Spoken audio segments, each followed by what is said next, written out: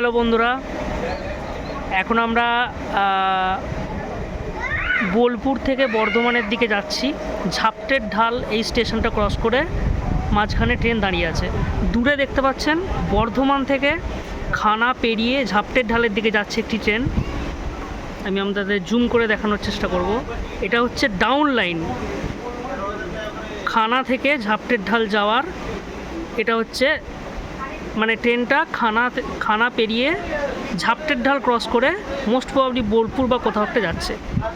আর এই যে মাঝের সামনে যে লাইনটা দেখতে পাচ্ছেন, এই যে এটা সামনের লাইনটা, এই যে এটা হচ্ছে দুর্গাপুর যাওয়ার লাইন, দুর্গাপুর আসানসোল লাইন বর্ধমান থেকে। আর এখন আমরা যে ট্রেনে দাঁড়িয়ে আছি এটা হচ্ছে বোলপুর থেকে বর্ধমান যাওয়ার লাইন, মানে ডাউন লাইন এক কথায়, মানে রামপুরহাট থেকে বর্ধমান যাওয়ার ডাউন লাইন এটা। আর দূরে আপনাদের জুম করে যে ট্রেনটা দেখালাম, এই যে দেখুন, এটা হচ্ছে আপ লাইন। দূরে একদম যে খুঁটি দেখা যাচ্ছে কয়েকটা, এটা হচ্ছে আপ লাইন। আর এই যে মাঝে যে লাইনটা, একদম সামনে যে ট্রেন লাইনটা দেখা যাচ্ছে, এটা হচ্ছে Asansol Durgapur line.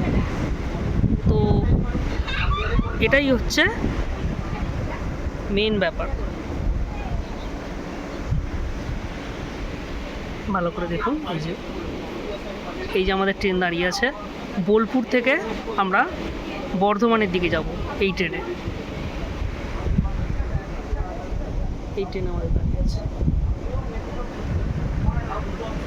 This is called, এটাই হচ্ছে বলে খানার যে লুপ লাইন, সেটাই একদম দূরে যেটা দেখা যাচ্ছে লুপ লাইন, এটাই একদম দূরে,